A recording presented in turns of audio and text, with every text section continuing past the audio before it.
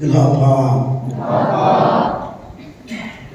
Tôi nghĩ rằng chuyện kiểu đi anh là lại riêng giống hay là lại riêng có chuyện kiểu đi tất cả khen đi kiểu không cái đầm nào vậy hết thiệp vào ngoài chứ ông là mua cái hình này ông muốn làm là lấy bụi ông là dùng đi giống là đòi thêm mi cần xin ngôn thêm cái ra nào mi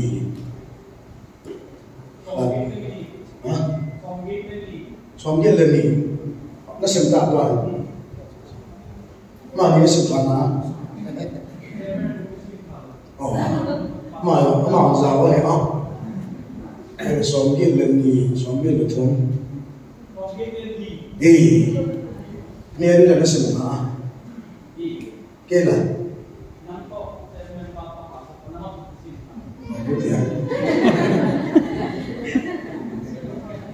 kecil deh. Zakat hindi chat ay katina.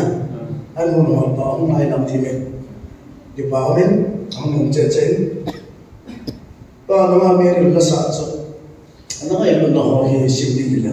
Simjo ko gidi so na. Mama mo sim na ko. Kami thumtia simdi nila. Simjo ko gidi gid so na. Ay pati na ay na sang na. Kaya nang so ni po chat ke ba. Tu bet ta hin và nói lên sẽ trong sự cái việc thi hành lần nào sẽ thì lại kỳ hành lần lên sẽ nên tuy lòng cái việc làm đam làm cái việc làm hospital làm này làm pi làm xiên làm một cái cái việc đấy cái thế thôi đắp đi làm nào cái cha đây mà làm sẽ đi rồi railway station là chấp bằng hai bên bù cái vài này lên đi à abu awan ni halu tim se di sana umai ala tu pe ta so nge hospital a athi hin ke na thola ma isa la ta de million in there ale tu pe ta gari accident atu ya kan de ala la gam la gam mang de na chene din the ka bây giờ mà ta là không có gì ta rồi cái điểm thiệt rồi thiên hàng mà đi sang cái điểm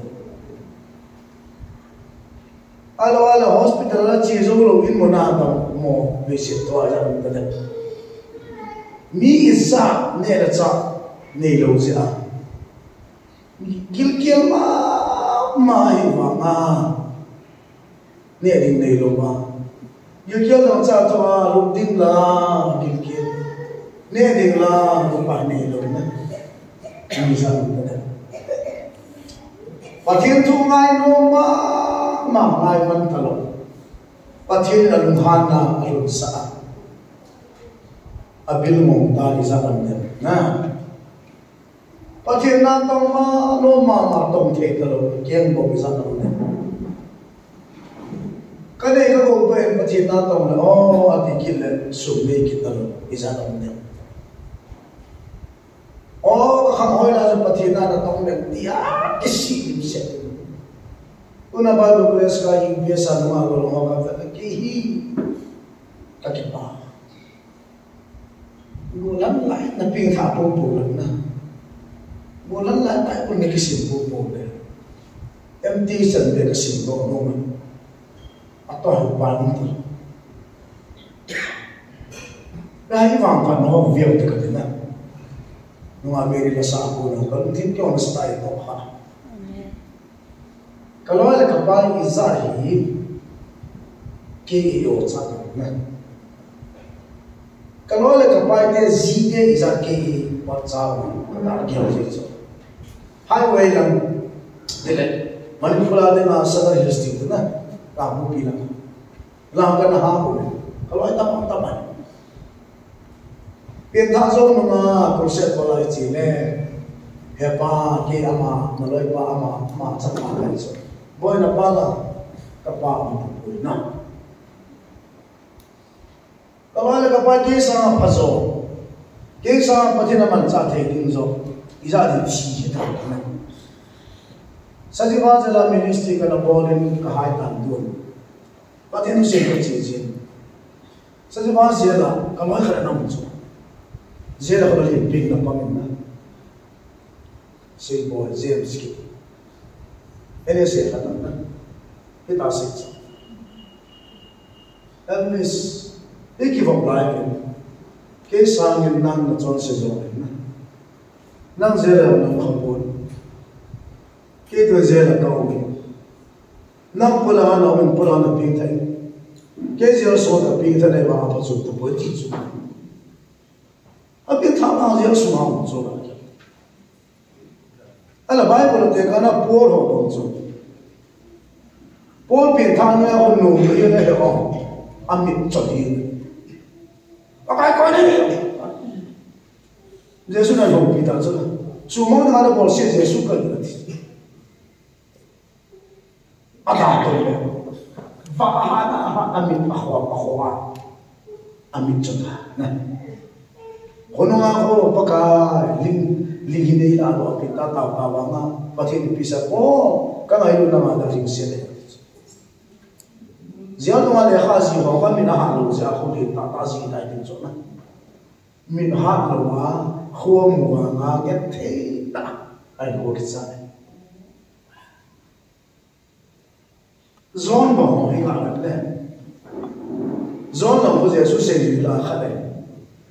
Ama ngai lu zon kita itu, kau mana kau hari lu ni? Ngai lu zon kita, ngai lu apa mana kita itu na? Ibu dia apa? Sesuatu yang ngai lu mau ni na? Ama observation dah nak cakap. Ama muda lalu sesuatu lalu sesuatu yang ngai lu cuma dia kira, amin ngai lu zon dia kisah. Yesus nak kami betul betul betul na, ama pongta, nena, ama pongta lalu Yesus ke ingai betul betul coba, Yesus ke ingai betul betul bahu, ayat sofisal lu itu, na, bagaimana jadi lu itu, bagaimana ini jadi lu itu, Patmos di kula, himo itu mana itu, asal ini kaya, guru, boy jadi ni asal nama tu tu tak ada. Get take that teacher. Revelation as is about tea. Magi anda. Yesus ke ngai tu mesti bayang tu. Nak dasar nak to. Jangan cakap lo island tu ikola get take tahu mau tea dah nak. Aje mahu tu Yesus ke ngai tu mesti ngai tu nak teacher. Atau ibu kanong kisah. Nah, ibu dah kipun puna ya tu. Pasti ngai lo nahi simu dekat. Hello ha. Aku bilang ke cepat le, kalau dia kunci tahu na. Aziz dia hoy le, nungsi, asal dia nungsi. Kaki apa macam itu? Ya jalan kan sih jalan. Oh, kepakai ke ibi kahi hi bangong lama kita ngane ngai berhamna. Kakan boleh bicara miti kamta. Ibi lama kahi himati ngai berhamna. Ibi dia cuba kerja pakai na. Talaga masih macam. Aje as dunia ke jom nam so. Pati ni ngai nam atat ngai kalau kita. Islam aku nak hidup so. Kalau cuma kau khala kan se. Pati ni mo na. Bukan buat plan buat apa tu katina. Nang sa vai so kau tu. Nang sa ket tu kau. Nang sa hindu. Nang sa iman cahilo. Nah. Yang BP kan dia untuk tak masuk di. Pati ni hudu ay na. Masa tahun mereka cicu pasti apa kaya, nana kita mah, damai ni pinggan orang punya ciri ni, jadi dah hak anak orang punya kandila, kalau itu nahi, nana ada fungsi oh sorry, tu kalau bibi dah berada dalam, nah, dia mah, bibi khat link khat ni, pemah, pasti nama mungkin sudah ini it's okay, kenapa? Boy dah khat ni, pemah ni sih, pemah ni yang it's okay. Ini cuma boleh kita macam mana? Ya jadi ini cuma pasti tambah tu. Ini cuma pakai kepau, pasti kau kepau itu dekat mana? Amazing Grace dah simpan, so very successful ini loh. So Amazing Grace di mana apa kita lagi tipu cuma, betul? Ya jadi dunia ada nama aku lah macam, pasti kau mesti pintar loh ni, nah. Yang sekian hasil dekat mana? mi cái thu tiền cái bao thu xịt cái bao mà đó cái thu tiền là cái vật nôm đó đó cái thu tiền là ông có cả những cái bao demand mà có thể nó là những cái tàu điện đó cái gì biết bác cái cô này chúng ta vào cái sinh thái đó vào cái hàng cái tổ chức đó cô này thì ông bác cái những cái thu tiền thì đam mê đi tâm bị thì anh mình cô này thì nó hay bao cái thu đi đó chắc nó cái bao thu xịt tâm mình nó hỏi đi làm cái gì đó cái mà cái là mấy đi bọn mình cũng chỉ làm cái mà bọn này kiểu mà bác cái này người luôn cái gì bọn anh đang ngồi thì sinh ra đi future bright ta ni na la bilo hallelujah amen hallelujah amen tu lo na se yo he ret cha lai ha ret cha gi di hi di bi ham kha ani na ret cha hi mo di na adom na anom sa he aum sa lu ham thu tha ham thu lu ham di ju event hom di cha heaven is real. Vani om tatai. Because the Bible says so. Bible says it. Hell, alole. Tadaros kita pipi hong. Damon kolmul medel kita hong real tatai. Ari itu Bible says. Jule real jalan tatai. Ari itu Bible says. Hello ha. As a hon, theologian hon, asu to warrior chalati vai pun Bible nào này ha. Qua cái Bible rep chalon point thì so umma ma yesu. Eo ta do pau pini ti do ham ti pau ham pina so. He je ba wang so rep chalon pun nei so. Rep chal is ta do pau lo so. Hau ki pau lo khong san pau lo. Ku ki pau lo vai pe pau lo. Ni pau lo so. Hello ha. Ya sudah jadi chúng thầy đủ đi chú. Em bảo cho a word English word ada wale. Adi tadi English word hay pun wah English ada mau bawa an kesim tu. English wale acing pun na. Jadi dia jadi di mana ini bawa pun. Em bảo dia jadi tile. Idea ya so ke tahu sudah na. Ini acing sawah ya. Bawa je sei di mana. Dia jadi kata kerana bungli Sang song sinh song again. To wa ati song sinh na. He je wa to ki ko jo e pa wa le chan ti pas. Re chan ti pa le to la to man to pui to na.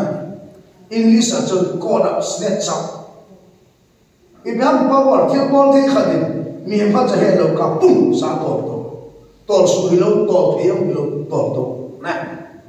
To itu je hi pa wa ala pun to ti te a ti Bible le do ha ben to ti to ki te ai bi jong le chal ki chi chu to ti nai pui to ti nai mat to ti nai la to ti nai te ka na me na ne ma chana me na hin e ti thi hum la khon e ba hin zo pi e ti do ha na chi kil ni ko ti hat cho kinh nghiệm một vậy lùi vào kinh nghiệm để đủ một hồi lòng bạn khát cho thắc sắc thì làm cái này mẹ nên tin hụt là chân mẹ nên bảo hoa cái tuổi sửa ngay đây ngày say ấy cho mình bảo ra này cho mẹ nên hiểu cái đã bỏ lẽ chi tiền gì cho mẹ nên tao cái này cái tụ pin cái trong điểm đâu cái chỗ đó thao ba thiêu ba cho điểm đâu vậy na bông nghe hàm ý hàm phăng tám mang mal ba cho chín đồng hút dầu bị tại mình đấy tổng hai còn quên rồi đấy cho lâu chỉ là một số na Giêsu Kitô hôm qua là có mà không ta nắm bền lắm cho này mà lại là phần ông tao ở đây mình nên làm gì Giêsu to anh mình nên alai cái cái này mình chỉ nên đâu thì chỗ na Giêsu ta cái này mình lúc chỉ chỗ hết ông hết phá rồi tôi thấy cái này tôi phải tập cho không đấy cái mình biết cái sản phẩm cái vấn đề giống gì tôi làm đấy cái gì muốn được mang gì Venice nhưng mà tao cái bên nào mà cái chỗ vạn phú cái khéo đi cái đó na mình là cái một cái đó là gì vạn phú và cái khéo đi na à thì sao ấy chứ chỉ đi chú 이제 곧 배우죠. 말로와 기회를 이 고주소가 가신 거잖아. 아주 야죠. 그래서 구매자니 해와, 바텐 구매자니 해와 맞죠. If you miss rapture, you miss the whole thing. rapture 나 miss 하네. 이 맞아 없이 나 miss 나죠. rapture 자로 없이 메들라 운데 당죠. 아호다 저것. 아주 야죠. 둘아야 이 rapture 딱상로 미담 비죠. ông cài hết thì nói ông là ông dùng tài thì nói lắm cái nào cô đem ra cái trái tài thì là tuy bộ bây giờ là còn nghề dùng hết đem ra lo vào dùng chứ bùng kí đấy đem ra cái trái tài mà nghề dùng nó lại ale pri đem ra thì nói này tribulation mà sao không nghề thì nói tribulation meet alai ta không nghề Post tribulation no ma hundi hete noi theory hita ma chu eba e bible phate be na he rapture masa ne them da wa ya to rapture masa hi rapture ke chai phal le to wa so zu pan bin tribulation pa chu na ala ka mi ta be na confusing a confusing che che che ne ke rapture ke san ta san do nam loi mi wang si dum ta ya chu tu chung a tu kise or pada na he na he le BTA certificate bi thi ne to ma ko nai thas ela ye pa san pa ho la jam na lu ma sai ne hong BTA certificate ma na si ma tai bu si ko le sa ha yu bia sa hoi zo ka an ya chu tu ya ne jong rep cha tu phat ya nai ki de de zui ba le hết chi anh đã bị rồi ha, ông là cái con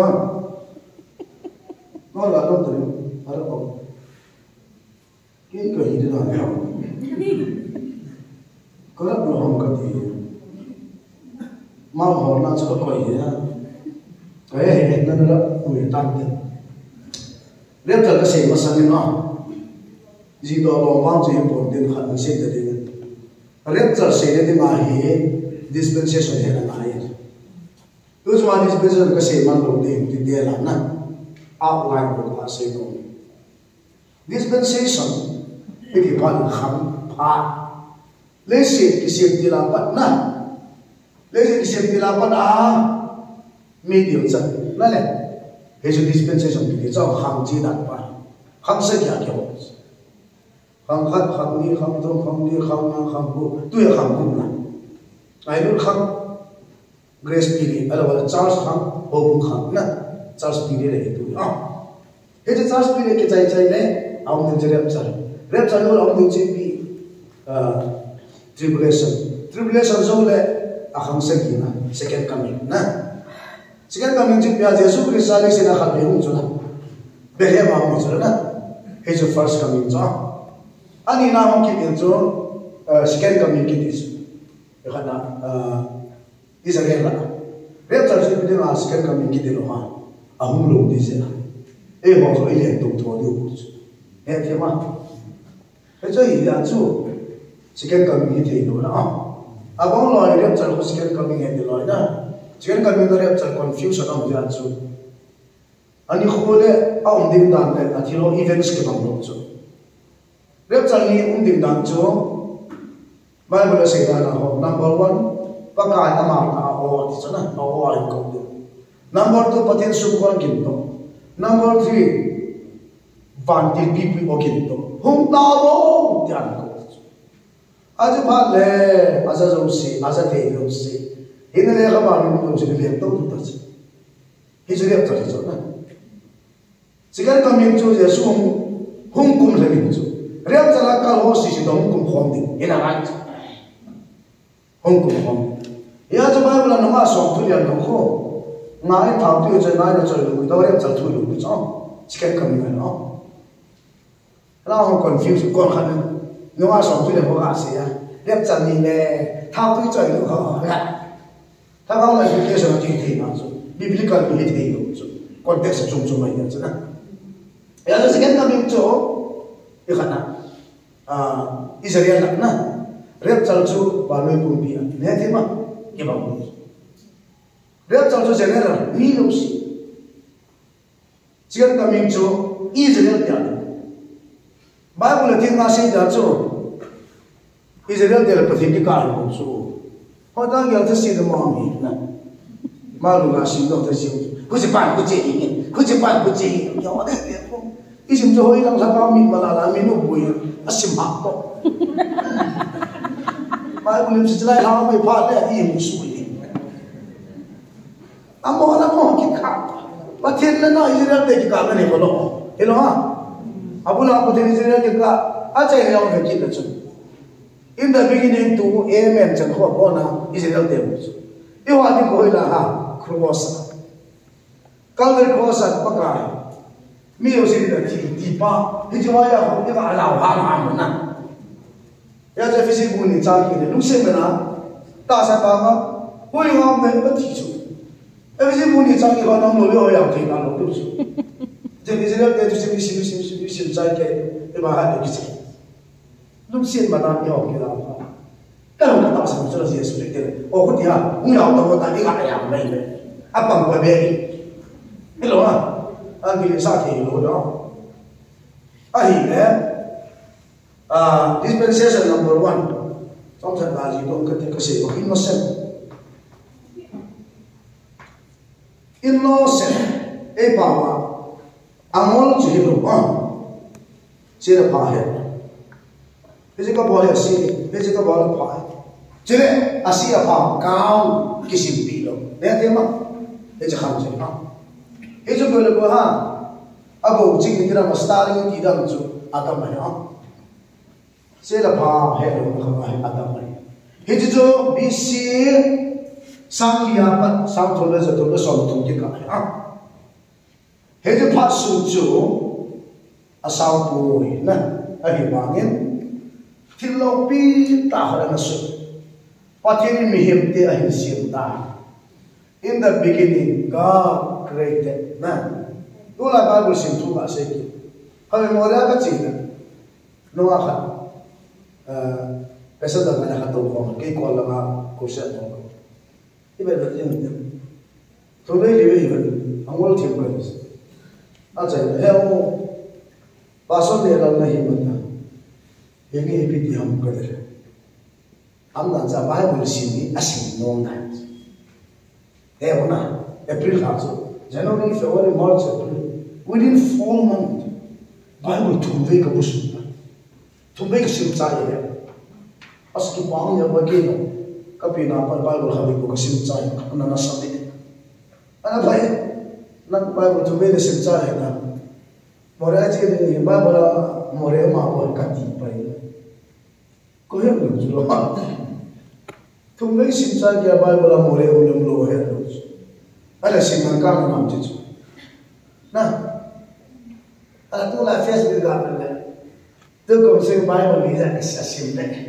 akan di price bagi pergi tiga ratus ini asim lakukan kenapa bulan sim cai dewa kalau untuk konten mau kita sih kalau untuk konten kapinta apa bukan sim kumsom hindi cakap hati bukan sim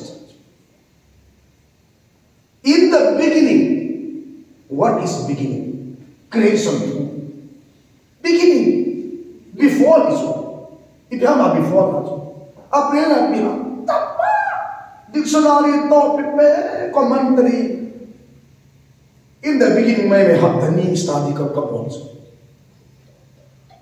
in the beginning mana God pati Ibrahim pati na pati Ibrahim jawan chu la thum lang study ka created. What is created? Creation. The heavens itu dia huma, itu dana, itu apa sih? Itu ana huma, itu apa? Mungkin saya coba lagi simpan dia. You know? Oh, what by what start ka bolso? Kapte itu boleh no. Oh, mereka simpan na, apa tak kamu? Tak, kamu nak lihat. Nah. kalung do hi ba na sim ko ave anambol ba boi bil la na sim na ba na he chin na na he chin na ba na mi na hi so the ki ni na ya ja ba do les UPS ma he tim da wa lo ka ba mi sim pa le i sim na he chin ko na yang bu de aba lo sim de zo se de ka de bo a sim dan pa lo chu competition de sim bu de ti kai so Bible kumpi kasih saya tanya, kami jangan lain yang kebukaan, komen yang kebukaan, amen yang ketiga. Ibisi ha opposite apa jumpa itu, apa jumpa itu baru tu na. Ini macam tu kasi yang ni kan serius, apa jumpa itu. Mira pada itu saya tak ada minus kalau tu yang ni, patut kita pikir na. Mira la sa long lai na lai i bang sin na su la ma i bi pe ba la sa chu a thu chang na ai tu lu mai ti chu a o ha ka ne ti ho a sa na ai san chuan na ti ni ti ho a thu mai to lo a san ko na chu te ba no a la chang wi pi ya ka da pi pa chong ti wi pi ma chu hello ma Zai cha te zalen na ding ni chu anai pa ti la ko asim pa to nung kha ku se ka wala ho chen na ni interview ka wala yu tu ma ho chu an sim dan sta hoi ta se na sa dan na chu zai cha te bi na se na me ba ka te pathian cha te ka se ne ti chu na zai cha te zalen na chu bi na se na ka ti ki chu na Red chal ni le pathian cha te ilian tu na diu chu anai ka ti he chu ala na la na mo su pi ti pin chu pin tha la ho hu wi chu na pin tha lo bi ka verses mu ma ada ha a ho an da lo ka chu pin tha se se na a su pi ada ha ho su ma mi ho chu na za la ni lo mo su pin tha na pom hi lo chu nong ge sang kha chu tu so ko ke ho bom lo ke na hi hi chu Amalan sumi deh ho, kalau mula ciri dengan anda lah, orang apa yang anda lakukan. Amalan jadi orang nama kaya deh ya, so akaya lo di mana so, nazar mana kau sumi dah kau sendiri so. Kalau ada yang lo dikan, nazar mana dia kau sumi, di sini mana? Kalau pasal apa mana, bangsa mana, jadi tu langsung terlibat dekat. Yesus ni malu tak kira dia ho, sana nak dekat. Pun tak itu. Ilo Ila sawang bangan ni na. Zai cha te zalian na ding chu anai dan sa pa lu ti mo rep chani le mi o ber to ni lu ti ma kia ni na. Na la lu ni la hi ne. Ka za o ke ma. Me ma lu ma ni ne. Ge sa khale Tuan sahabat kita orang dulu, di sana tu, pada itu, ada sahaja nak kita itu, ada na, pintar ada, nah, zaman dia berhasil, tak, lu mau tina je mana, jadi, mana itu kian, mana lagi kian tu bila siapa nanti, jadi itu mana itu. Anak ikan lain, ikan mana nak buat biru. Awas ni nama komentar, macam ni lah. Apa tak nak macam mana? Dia sudah hilang, dia suka, ni hisap joy ni mana? Cuma jangan saji naik. Pentalo testimonial ni bila Yesus kali se joy ni mana? Nasi joy mau pun tidak. Ayah sudah yang macam. Nasi joy ni orang mana? Jangan tiada company ni dong ni kacau na. Jelas susah hidup itu. Agak orang se joy ni dia sebut se joy orang tu. Kalau Bible sudah ramai orang kau orang tu. Kasar saya itu tu. Nak kita apa? Anu se lu ni kacau. Se joy ni mana? Tu yang Aku ni apa sih kan? Mana orang nak cakap? Tak senang kamu kita. nó cũng chỉ mong nào chỉ là mình khó xử ra chắc không chịu thì lúc đấy tôi đồng nó la sa kalau boleh sedul no betul no angkat tapi apa masalah bisa salah no orang sini mau boleh mau mencari tahu orang berbanam satu mình sao thì nó là kia chạy nó là đi cái còn thật mà tiếng tháo nó bảo tay sẽ là chân kỹ vì cái bọn nó bảo tay tiếng tháo nó bảo tay chân kỹ chứ anh cái siêu tự là à về luôn và tiếng tháo nó nó chân luôn đi nhưng mà nó chân luôn đi à phải dùng cái chân biết thế số cái này ta làm cái ta tuôn vào nó dễ xóa đi mà chỉ vì cái thiênมันà thôi mình thôi mình hey chân nhiều mình tiểu vào chân nào thế đó hả đây sẽ nào mà mình duy đang được học chân tùy lúc đâu bỏ lại rồi à ta phải baptist mà gì đấy chứ à còn mà thiên ta chỉ là phải nó ngã ta đó mau gì ta nếu là baptist tay chân là bên gì mọi người có khả năng sao tiếp kết một loạt người thì tiểu và tiếng tôi hỏi cái chuyện này luôn nè itu baptism tu dia sajawa kalau misi kamat. Mereka dia nasihat ma kamala pun kita. Kristina kita di hari khana Kristina. Kita kita kabur ke itu saya kapanji Kristina Testament bolje kamala lasa. Kamala seminum ame hari dia so afet nomu na. Kol mei hindu. Pa je lam do se dim ju jo kamala afet nomu. Nasa ta kan ke thau misalnya cái gì khane report ni mana Sunday ni sih dah khat ana som ta dei le habe ko lu ham pas na te hoya e piti da na na apa tin tu kisit par na lo ami koi macam ping tha na ami jesu par ja muja na lo iti da na tu ya na tu so tu je ba ka ti e koi misalnya ni na ha ka report na ki chai ni tu sẽ đi khai khát cài đó tu, anh sống tốt đấy, anh phải nói là, cái số con người mà nói được tu, là không cái nào khác, conflict không chỉ khác, là cái gì đó, cái là sự kiện thảm đó rồi, à, để thế nào chứ, thế anh chưa baptism bị đóng một bộ mà mình luôn á, tất cả cái gì vậy, đi hỏi thêm theo nhau hỏi cái thế nào. Yo hi ga mina kium talung na pa so ko mo pha sa na bil zo lo mai the ana ma zo bil ja nam ki lo mai the a ke da me sa nam kha dong min na ho sin mom do tu le hum ki khan ke ta min na chi ba na pa cha na lo sa na la chu yo se ta la mang da vi ya jo ta ti ta min na he ai lo a si mo lo chu na ma ding ge na cái thế ya chu a ke je ni ve ta mo zo ho ya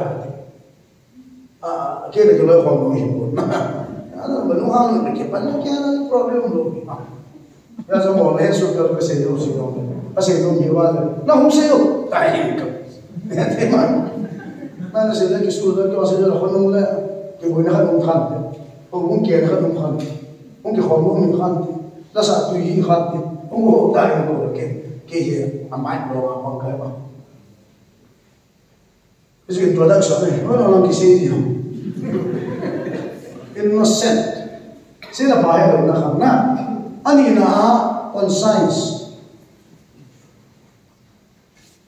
BC sa to le to so to ma ki pan ki na BC sa ni le to so ni li ga ke cha that is bottom 22 na eda jo adam le mi the ga ne jo pa ni jo ji the ga ne jo jo sin na ha hon chu i bia ki te te ani ni le sila bahaya ta ti ne jo na pa sila bahaya ro se jo this message na ni ne ha Aduna human government starting here Noah him Genesis Genesis buku BC sang ni le thomle somri apa BC sang le sapul som sekika it's a human government mema ma ki ba hong le to dan ta aban kina covenant Genesis buku som ni a patile Abraham kitip na ho ete jo BC sa la jab to apa so masih apa na sa la jadi so ke sahi esi ka chahi Thế chứ cả chỗ bắt thiên lệ Abraham nè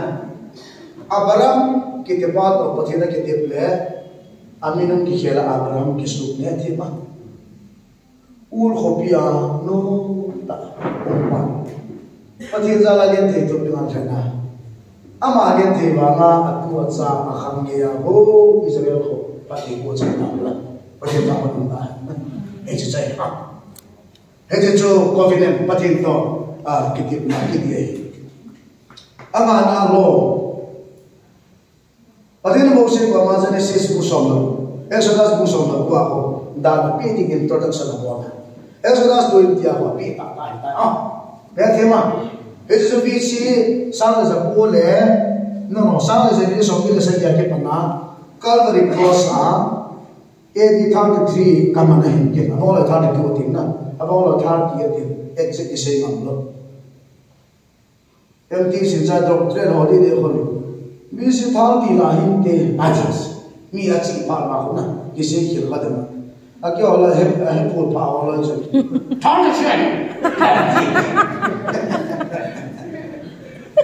AD 33 bắt đầu dùng visa Calvary cross thì chú đã cái chạy này đây cái chân rồi hiện group nó sẽ này tạo được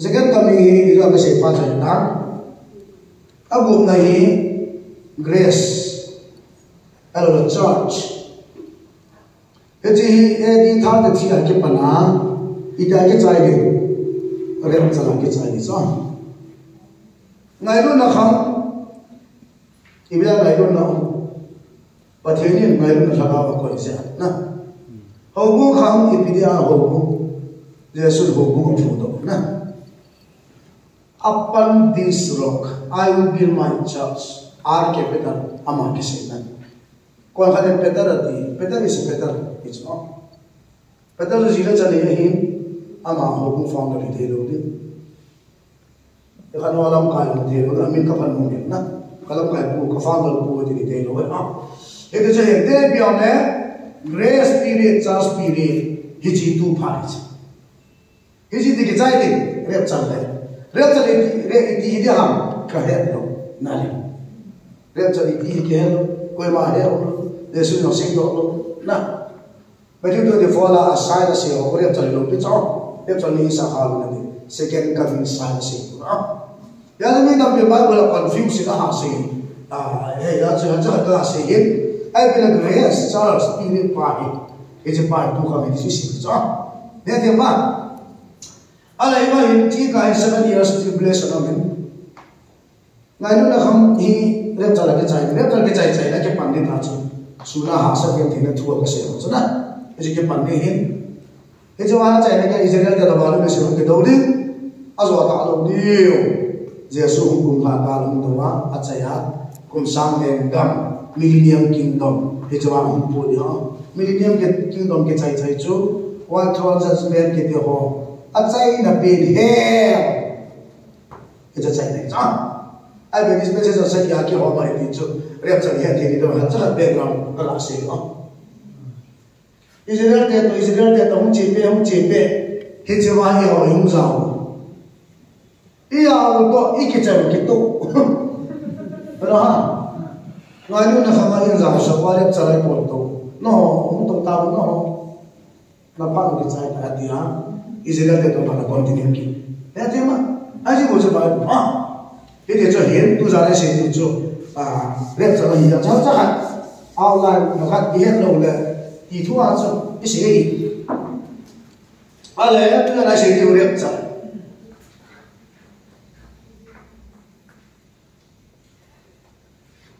이때 왜 심하다 락줄에 어디 돼?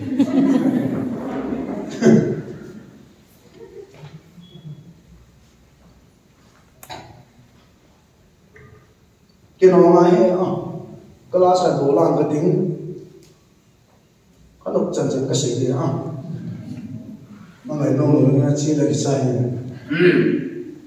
rep chân cái gì mà sang khát say đó khó khát không kịp Ulai ta thu cái thằng xây lộc thế lộc, cái gì hiện lộc lẽ, rep chal lo ling thei lo na Bible na um chi lo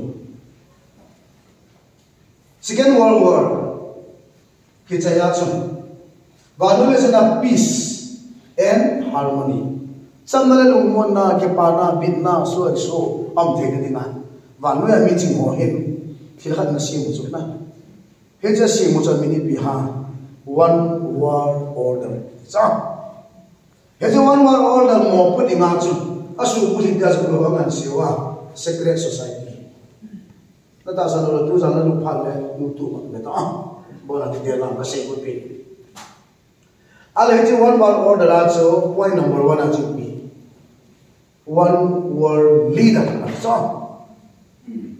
vanole sena pa khale lam kai khat ine anai ti che secret society der bo pe no na vanole sena lam kai khat ne te ti che ke la na one world order no ya point khat na one world leader na lam kai khat leader khat ne te ti chu amo na mo se wa mi ti le revelation book so la thum chang ni na ta wa cho long tas Aji yang mulai masuk Bible tu, konsen apa kita, apa lo hidup itu na, Bible kuis le dia apa lo hidup kesehatan cang, Antichrist apa, vanole sina vai hom ding dah, Revelation musam tum cang itu kita cek so, apa dah apa na, ala ni na tu one world order ni na tu pihak, one world government nanti tu.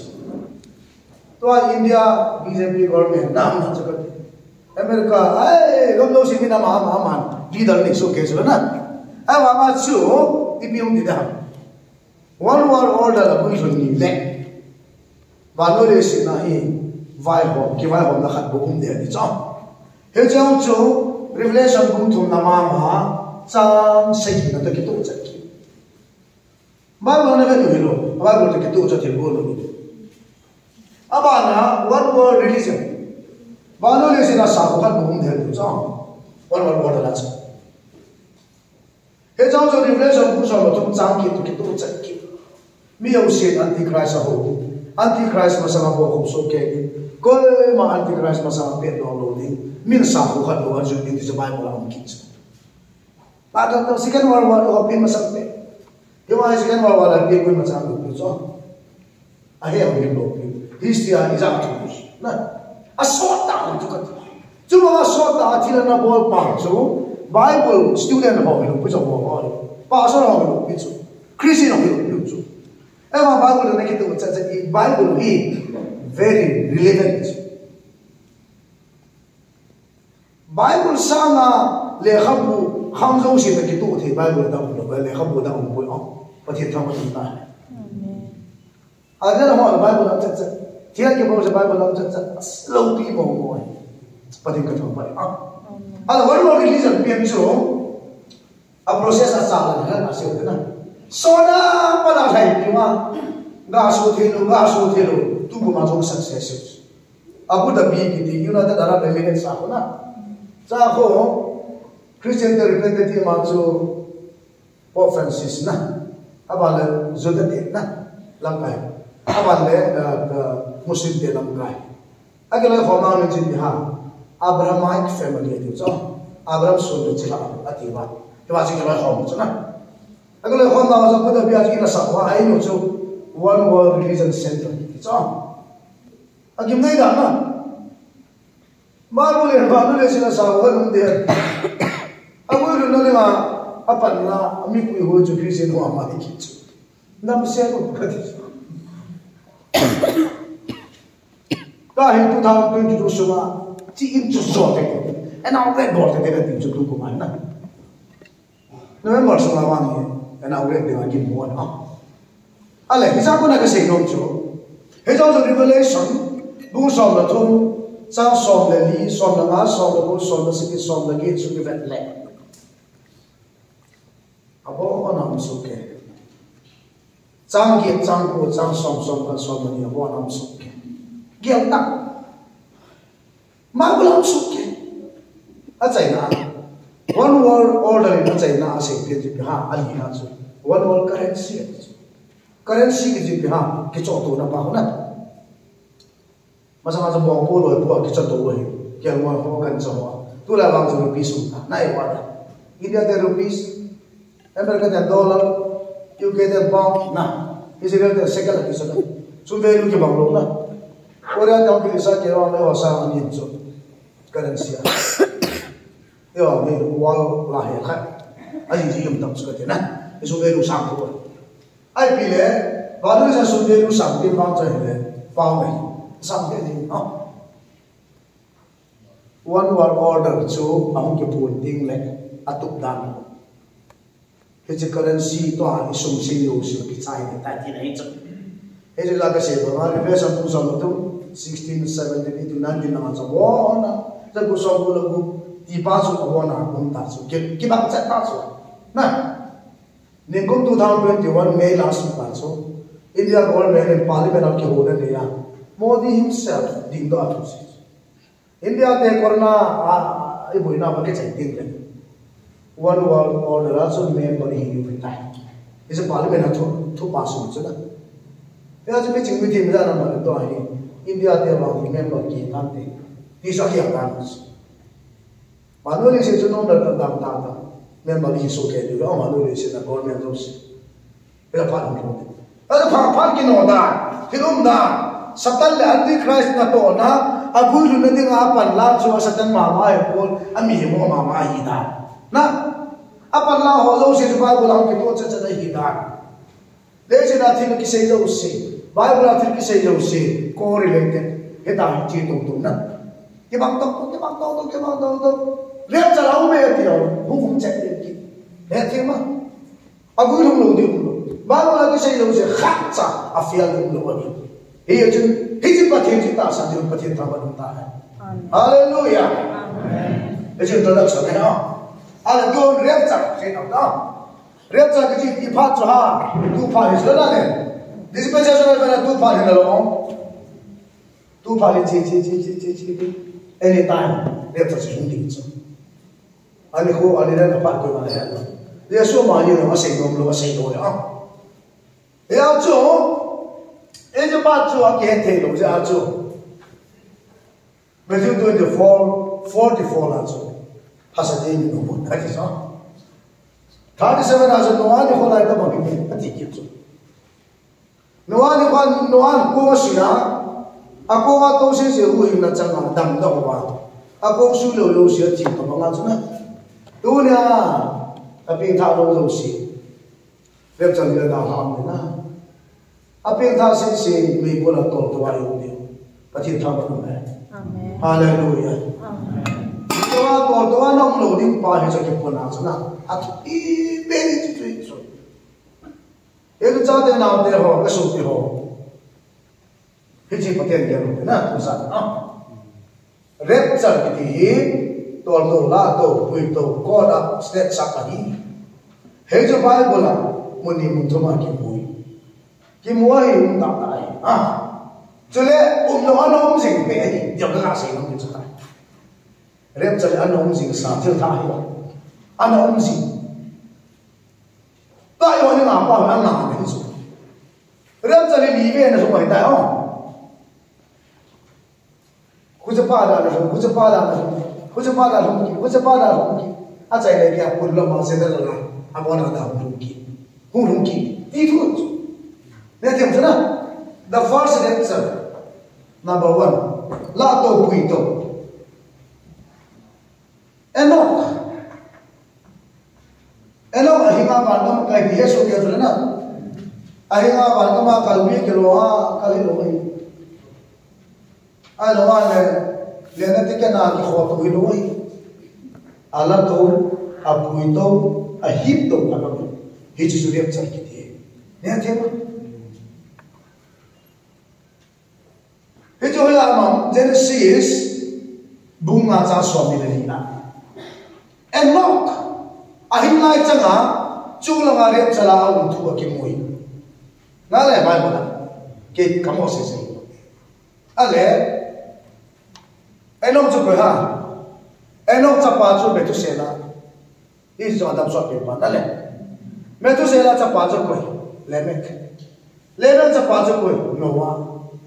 azu de Noah da puju ko beto siena ala Noah de nga enong ju ko apusol ne de ma real ata ta hina ka sei ne cha akang wi enong ju mi ta ta hina ka sei nuwa so ma pe nge van ti lo gam sa lo na le ke mi him ta ba ama ne cha ne ke la to no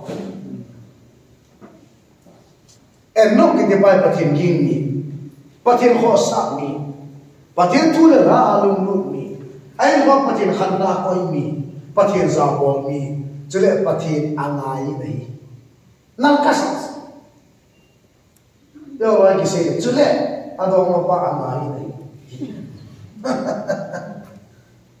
ama wa jang pathin na nei pathin thang ba amen pathin na ya chu a pathin na lung sin na pui tu chu lo ano pathin na lung chu pathin ya ya khalu pia tu kum sa pathin na khat ve ka ngai khai chu la kum lu ke am dok nge nge la ko ka ta ko ka ti ni ching na ma ka ji ni wa pathin na da san na gi na ki le pi na ngai kha e te ma a hi ba mi gen the su de ding the lo me thai cha ka ha sa ma pa ka anai na pa ho no sa ho punya na ki ba pathin ki ma ta do mo ni ba ma mo no che ne u si ni pa la yo na pathin no ki ya do ta lo mai thi pa wa ki ho mo no sa ka ho mai ya chu ka so bi de ho en no ki te pa hi a hi nahi pathin la to te ni ma mu ja la to no ai bi se no chu enom chu cha thu lo re chal chu ria la hi da ka se na chu tha kha ang lu hi do ti lam pang lo chu no an na un jing sa kha pathin na bo jing sa kha an mo ki ti thu ya pathin na da thila ha sa yo ni yo wa lem to wa da thila sa yo ni lo ki gol lo ngai lo exercise da lo ngai lo na bu ha ne lo ngai sum sun lo ngai lo adi le le to di kai chu ya pui ding pa thu ang ya e ho ha bo la ki bo ma na na ho na chen de ma na su le za ki la to lo mi di ko ko za la to no ti pa ko la se ki yo le tu na e rep cha thu Enoch was rep cha na Enoch lo chu ana ki la to ta dia cerita sendiri di Italia cukup banyak. Anila Mose itu lagi koi tulai, Mose elai. Ai pion ini apa namanya Bible lah, pasti itu saya. Mose yes. Elah, punya nama bisa Moses.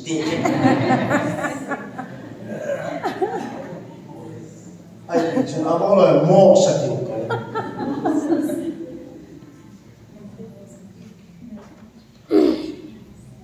Mahir Exodus 19:3. Eno mahir BC sang thum le zalile som gilangavel. Zalile som gilangavel ani chang.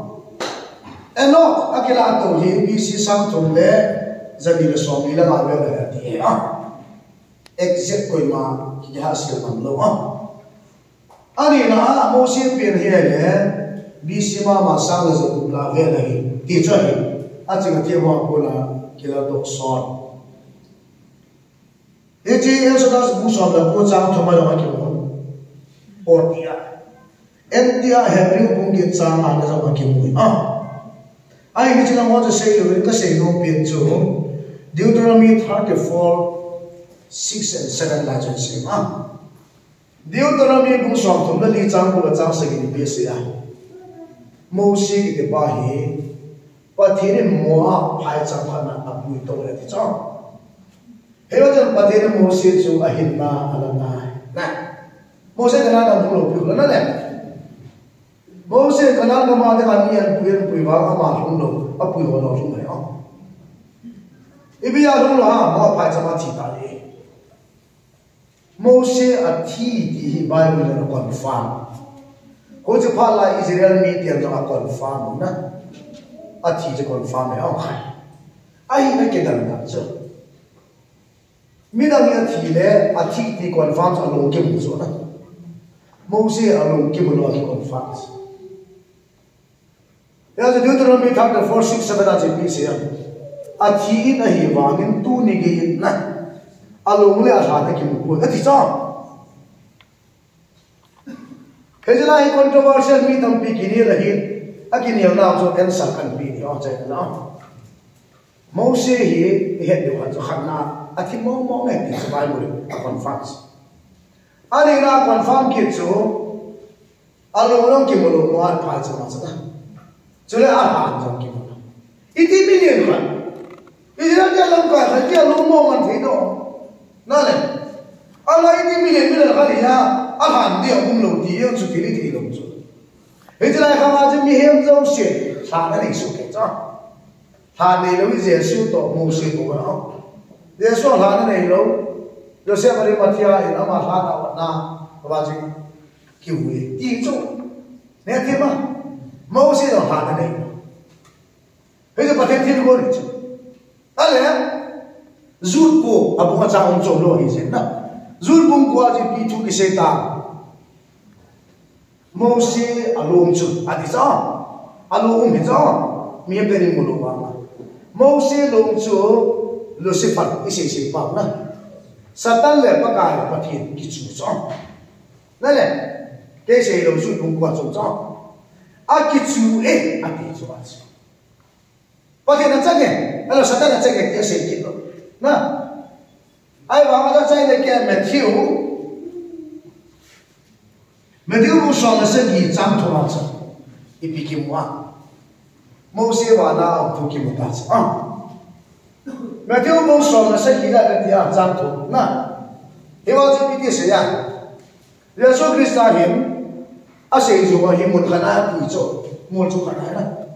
A ku ya chú là ngã về ô quỷ nó mù bố à ngã về chú này Moses để Elisa à hình chân ngã ao vẫn chú à sẽ dùng tiền ăn ngoài và tiền thằng mình ta cái sẽ quân Matthew 17:3 à cái gì à ya tôi quan trọng là lúc sẽ cho vào cái trái ta chứ Moses và ông tài thì cái gì ta chứ hiểu không và tiền thằng mình ta hay Hallelujah Moses sao là giặc cụ BC lại chun mua phải cho mà thi thì sẽ tạo ra à thì vào cái along lấy là cái mục tiêu thì sẽ tạo ra à mà na along chú và thiền tổ nó sẽ phải là cái chuối thì sẽ thế na à là coi chân ta và thiền là chân ta này à còn phản đối sao nói lại à phải tiêu sài đang tiền gì na Jesus Christ à sẽ đi theo mà về về là phụ tên nhiều của ta về sao đây Moses Elisa amataw nahi he je para petal ki pawa petal yung lupa chu pakamtam to paka apu de nyam mu pha su lung mong de ki pawa wale ngom ka sawa de pa he va hin ki sab de tham pheng bu so mu tin chen de pa de alung mong de na chu Jesu ta san na ki bi na chu se ki lo na oh pati di ta san na Pata hi ko mo na hai no ki um de ti chu amolo chu a witness pati lo pi na san ta ki chi a khu se yo han san mo se he chu la ma no na bu pi de na pu na pa de he ho la na mu khai di ong sa na ya chu amo he chu eli ya he chu tim ka wa ti chu chu he ala na wa no mo se le ya pa de he ko ti ha ta ba ki ba Mốt tên là hàng sẵn ta Kì bà nó thúc bà hàng sẵn nó Nè na Thì dòng kì chắc tà lộ Cái thì dòng lẽ Cái là không thể kể Thì hết chứ Đó là kì mà thiên là kì ung độ là thì bằng Thì mấy thì là lại chứ Tại hỏi Ý bây là thì đi kì chắc mà Kì xuống lộ chứ Cả là cái nó tầm hòa kì Cả là kì chắc mà Cả ý thì đó Mà biển thang nó chung cái đó Cả nhau là Ý là Kia mà chúng ta gặp thế cái rồi, chỉ biết còn chúng tôi nhớ thì nó hay nhiều rồi. biết thằng cũng nói là tôi kia mà tôi nói cái biết thằng thông là đúng rồi đi ra ta sao mà cái làm môn này em mà kia mà kia mà nào kia biết thằng thôi gì mà tôi cái cục bối tổ ama họ nói chúng ta hàng sản hiệu ha chỉ trong chúng ta họ sản lượng ha à thiếu để vạn cầm trung tiêu mô sinh ấy là bảo cầm để đi ra hết những chỗ nào thì cái gì đâu đấy vạn nó cầm đi mà hi mô sinh ấy là cầm ít ăn cầm một về thì mà hàng sản lượng bắt hiện tham vận này bây giờ đấy cho anh nhìn na mô sinh đồng châu mô sinh was niệm sập cái chuyện đi gặp còn phong được chưa nghe thêm ta cái thùng là Elisa Elisa đi rồi ông kia tập luyện BC rằng về là lên đây thằng này na bố mi trang son hạt son này Second Kings chapter 2 verses 11 and 12 cái bạn dùng cách gì đó BC rằng về lên Elisa thiêm cao cái bao giờ Anaki repsan thì chỉ cho Anaki repsan Anaki tol to về Anaki là to Anaki pui to về Anaki dom to về này đi khai gì Elisa thêm vào số để cho số ba cái gì ta Elisa Elisa ta luôn cái số hâm ông chỉ không hâm lại ta thì thiên cái đằng hạt số cái cao là mì lông khẩn hiến à mì lông khẩn thế cho mì lông mà chú Elisa chú cái hiến luôn na bắt thiên thiên bol thiên na thế cho mì lông chú sắc vào cảm lại bằng mông kỳ số à thế cho sắc vào cảm lại ta bằng chân Elisa cho tổ sa Elisa chú ta all là vào là bùi tổ chú thì cái đằng nào eyewitness koi Elisa no mucho apu ba ki tol do mucho ban la se se phala Elisa chu apu ba ki tol mam ding phala chu lung hel be am ka do he bu ati pa apu ba lung se sang bal chol chu abo kya na Elisa an se hom chu an se hom phala chu Elisa til bol the nei lo ba na ni ba chu na Elisa na dam sun le se na miracle til ke dam ki na bo Elisa na dam so til ke dam 60 double abo le this patin tra ma na ai bile se no se miracle lam chu lo Elisa was rep cha pa chu se no cha na Elisa lam bi si zanga ve le patin til bol the na rep cha ana hi dai nung be ti la na so rep cha len tol to ve nom ta ti ki na cha itu lo net thiên ki lo mai ni Elisa chu rep cha len a ki tol to ta ki nung be ta ni ta ni ka la wa ki sai du ma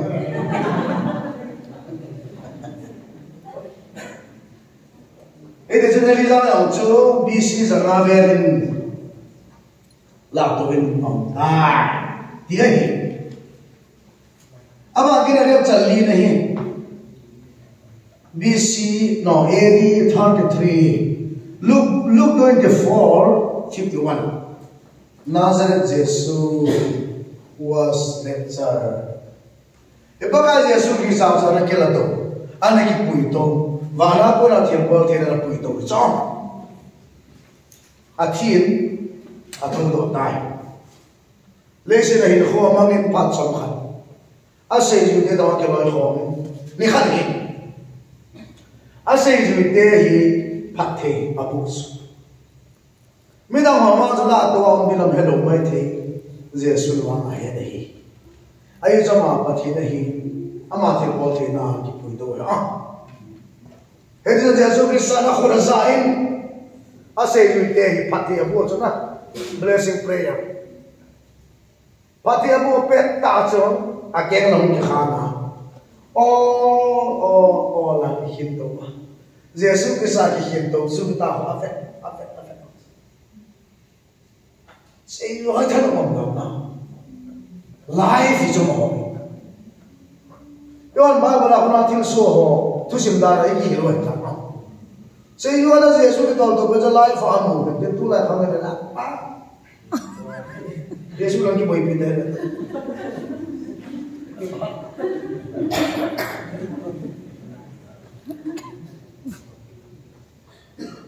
Alay pa kaya Jesus bisa kita potong sun lawan ngomong.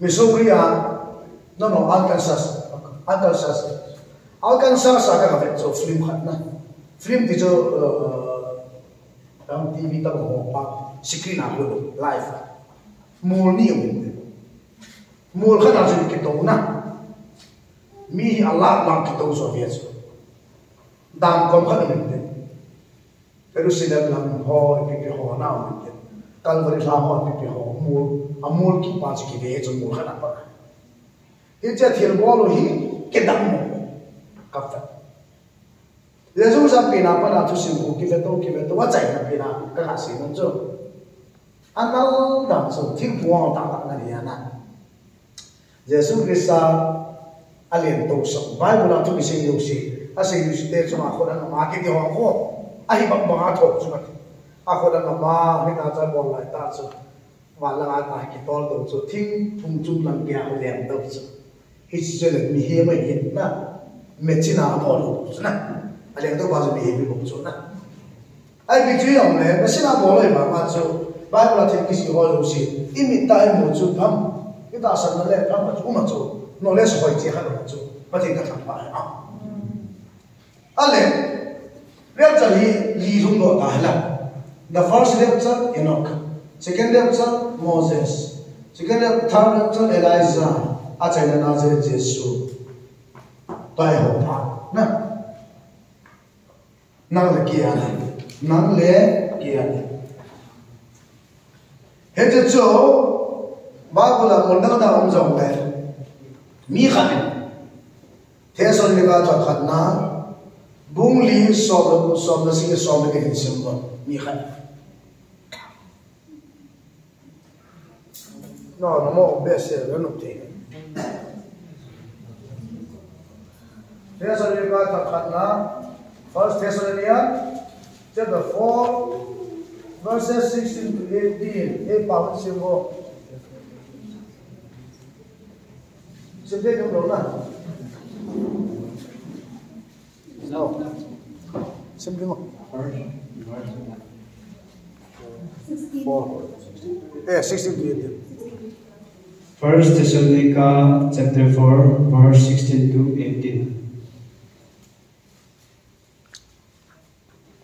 Izinem itile pakai amata okinto vantil pipu okinto sulet pathin sumkon kinto kithoa bana kuna hungkum hading chuting le Krista zala tisa changsi thotok masadiu ahi chuzauta le eiho ahing nai mo changsi hi amaho chutok manai zola pakai lam tu dinga me lama ikal to diu ahi itia chu imati chana pakai to im khom jing diu ai ta iti ahi ji chun iti thu ho hin nang ho khat ne khat kitil ho to bun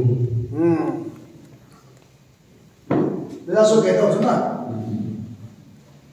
ila ka se chuna pakai ama ta apo a ne is pakai ji Yesu si cho ila ni na cho patin sum kon gi patin sum kon an mu de na atom na cho van tin pi pui okay na tisana he cha hong gen te le Yesu Krista hi van dan chu nu apa na hong kum su de sa ne te ma hong kum su de e ho i len to diu van la yo la hu ki lam to diu ne te ta his bible ki chi chu na ha se pe sa mai lo chu ala he ni la chu ko ha to ma sa de bible se chu ta sana thi sa ma thi sana mi pin tha alo ta sana na thi sa ho chon pa lo chu to ma sa diu yo i ma sa ki lo diu na a chu na le to ma sa to na thi mai si ani na chu hình na lai a ping tha ho len to ti ai mati chana je su de khom ta ni chona I khen ta je chon he je thu ho in hal ki ti ho to ve na ti cho ki cha ding lo ti za ding lo ki ti ho to de so pi ke chi ni cha le ki ho lo na le ki mo zo ta na ala so pi le si di den te na ga e ko je na ga lo kham ni rep cha le ko te le lo mi sa ti lo na ti hal ki ti ho to ni ti zo na pa chen tha ma lo ta amen yo rep cha lo ki sing khlo rep cha to ki ti ho khlo na alung nya ke man si a boy khanam lam le abal bul lam in dalale si ta sa thu lam zo a ti ke no na wa ki zo ta a je ya cho alung kham alung dong a be dong a boy ko rep cha thu rin khala ki ti ho to bin a ti cha pa je tham nam ta he je cho dalas rep cha he je rep ta hi tiam dham ke he bon he jo ka se ta ngai lu na kham mai lu na kham grace kham charles kham he je kham he to ba che ma rep cha le ki chai nei ti je so na hello ha akum apha ade ki fix thei do tun te ka nan do za pong som le rep cha thung tai tu te apin ta se hilai mo na pa nai ilen to do ta chuna apin ta long se ka hong wa ding le ho mo de us na le la ji pa la ji nu na loi na pai na nau na u na ki ho mo de us ji pa le pin na bol le in lang phone na bol lo ha ka no tu za le ka na wa ma nge na ti le na nu zo bo ipitu na pa zo ma ma ati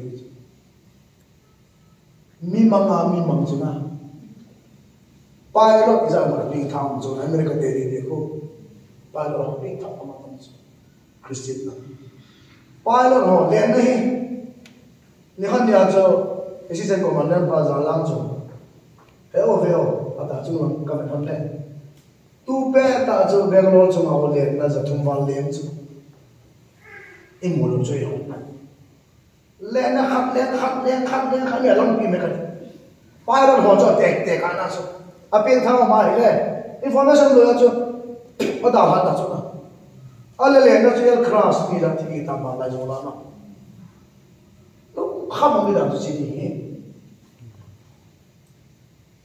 te ga le to te ta le na a tol the na ma ti su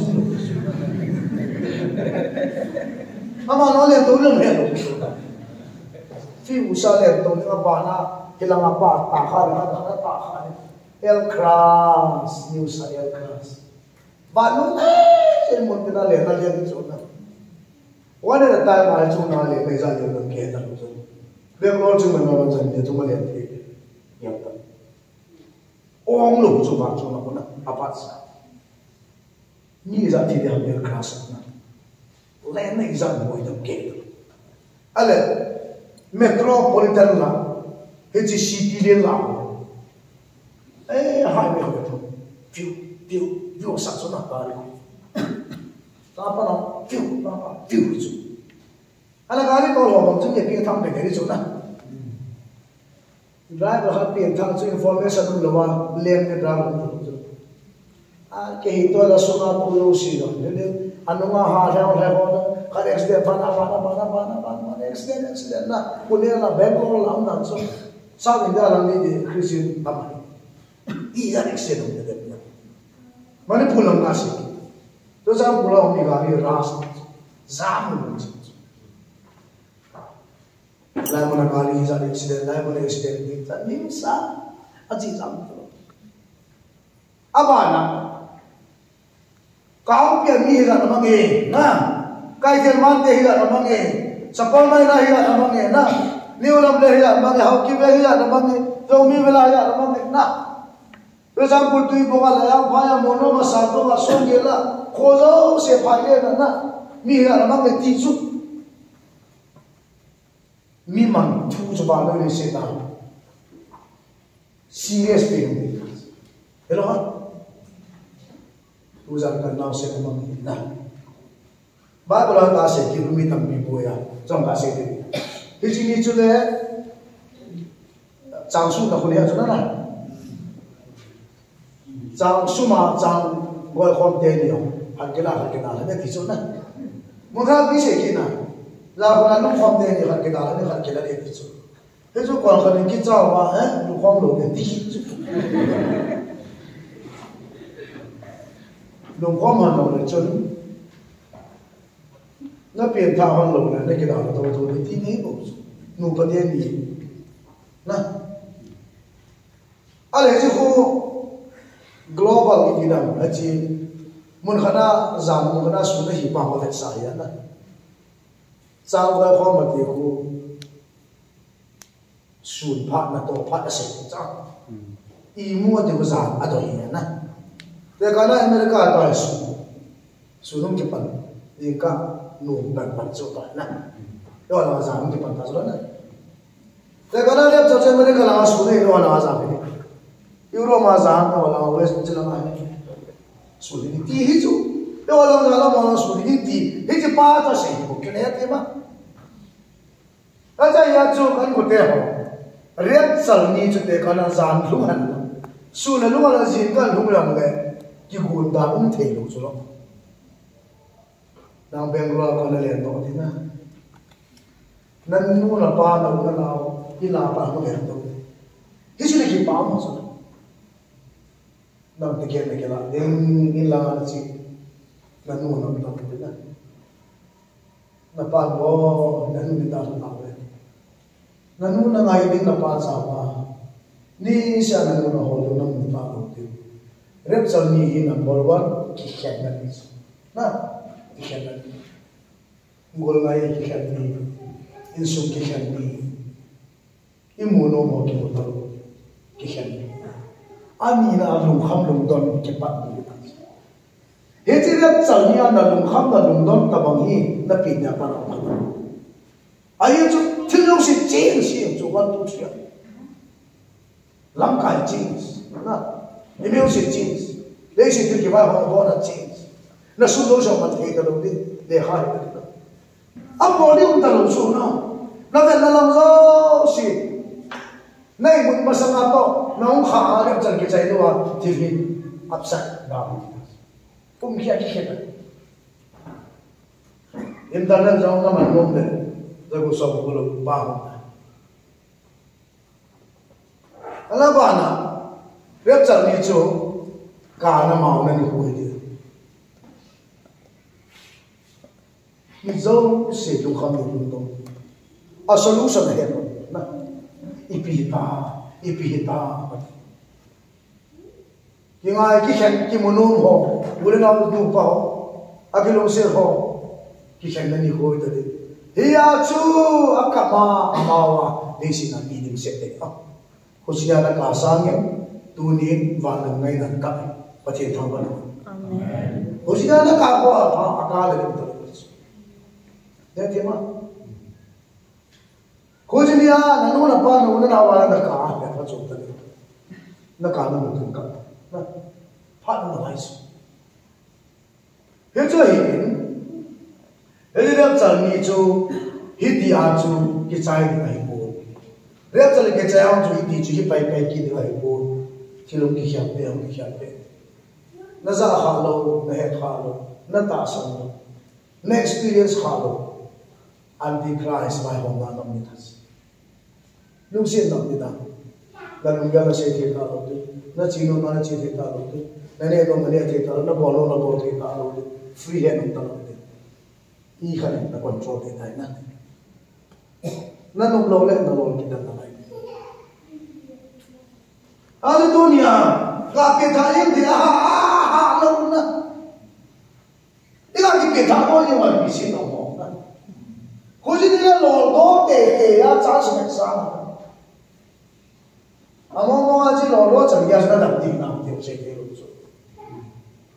kita tak ada jalan le, lalu pada orang kita lalu ni lah, jika tak ada kita hidup kita hidup, you know, ya tu pan kita bersah kita nanti sebab, pasti tak boleh tak. gol hang kon khan pi tha na ding ama wa de gol han lai bol lo chu bol lo i satana na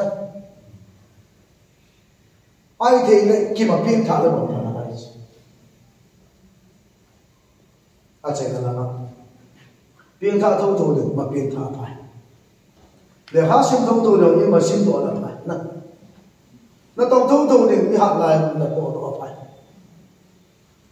kana pat pin tha ka ki si sa me ki ti test on ni ka za khai pu chen ago la lai pin tha on ki ka ma pa da go la ka ne pin tha na ti chu the so la tu se na ka mai ka ko cha he ka mo la ti tin ka na pin tha tha ka ba ka pa da so se da tam pi ka na bol ta pu ti chu ni va pa chu kyo la va ki pe chu he a cha la se na vai ke he sa mu len ka ki lo chu ra so la ki si na to ki si ka ti aba na pa tien pe lo zo tho tho lo ni na hi ya chu nang zo na ki ma sa ni chu pa chu hello pa tien lo zo lo ni na pa tien lo do zo di di lo di pe lo lo do lo di ama thu dan ma nga na lu tho tho Bible say to le yo se na cho na phun ni Jesu a na khub zo se Jesu a ma dil su de he de wa la dil so na le ya na ka ma na phun na ko ngai ga nom ding me pa ka ni ya ngai da na tal ding su ko jin ya white trousers me na me de kom ta Jesu ko ma na cho se na phun sa me tu za de phun me hello ti yo se pa ni so wa trousers me la ko na nga la to na kan ma ya na cho se na tu se na phun na kila na lo din ka na lo din me de la din ka fit mai ti me me ta so ho chi na phun tho tho de ma ka na lo pha na phun sa me tu ai na phun na pa kai ni ngai na mo na ti le pa ki ngai na ti chu tu za na phun nom lo lo me wa trousers me na phun tho tho de ha he cha ni ya a pa chung ni pe pho mu de ka ti zo nom lo ba za rep cha ye na mo tho tho de cha oh ha ba son le na mo rep cha si zo ka mo lo lo si kana don po na ki si ni he ji ni rep cha ke cha le zu na bas ka ni nam ke tha le na ro ta nam ja ke da ha ke ti azu ma ma na ro ta apin ta ma sa sa ba ma patin na na to ka ki si sa me ti testo me ko ya na kana pin ta ka wa ma Bible kana si ma patin na kana ma to ka fa pa ka ki pa ba le ti ga ni su ya tu ni ka su ti ya real chal tu si lai real chal is real heaven is real and hell is real na vangama na chida re no hell na chida it's your choice nam tu de hai na patin na pi na he de he na man cha real chal ka no me na ke pi la ke chai hallelujah apaya epa real chal mo mo de tu ka chon da le kai ko man dan ba real chal ka chi kai ko ne mai patin mit ka pi ke ma ne mu de ga de na e ba na chon se na ve na na mam ta na na fe pas bil ka pi na ma hon man ko za the na til si ma ko man ko the ibla patin tu patena veri na sa ibla na nge ke ni be lo ini thiam sa the ni patin tu ga za ka po ti khat sam lo su na compare bo na di lo su na ho ni pi pi tha ma tu za ke na ke ho la la mo na cho se mo na la na ke na ti ba ho patin ama lo pi ni na ma choi hoi na na pi tu ni na ke ama de lo e ti na ma nakama patien de lu ya na sila na sa do ya na de do na do patien de na bi patien de lu ya na do na bi patien de lu ya na ngai do na ko ya thap kha na ke ya na bol kha na ko na ke na min na ta sa na ti ba ho zo si patien na sim pa ati na man lo no tu za patien ko ngai dam tu de ti sa ya so la ka si ma kalong tim kata sa po pino pa ka na kan zo se ta kan nung ven cha kai no chu kalong tim nong zo si kata sa po pia zo si hilang ma ka na ka ko lang ang tidi lo na ka ka ma na zo na tidi ka le lo chu ke nang zo lai sei na mum lo ne ngai da mo pa ka tun ka mo na ka zo sin no ho ka ma ya na chi David in Bensabat Azor, Nahu, Patin Komasi, Eba, Kazon said the Kamaya Lanzini, Natija, Patin and the Hale, Situ, Patin Toban. I don't see the girl Nozima, I don't see that one, I walk here, Hawkwana, give all detail, me here to do, Patin a ditch. Gutima, Katin Bolzopsi, Patin, me him then would take you. Herr Panam and Van, I was so dead the male city. Aja na mau sampai ke saya. Aja sih di situ orang tu pakai dengan item ini. Isaiah 44:22. Kalau item ta kehilangan kita, kemana kau boleh dari. Nah, jadi di sini orang tu pakai dengan item ini. Dia tu pakai tu ni kiam kau ni. Kisi demi film pun. Nah, itu warsi masa dia nabe balsa kata dia nah afona. Play ini isa so tao sa pe dong na no na tao thei na pathin na lung ko lo na tu zan kem ke pe ta pa ka na ka cho se no ho pe ta ka kan ho pu pi pathin pha sa na ding ke tu zan ke pe ta na de ho tu zan na pathin la ba na ta de hallelujah the bon second is le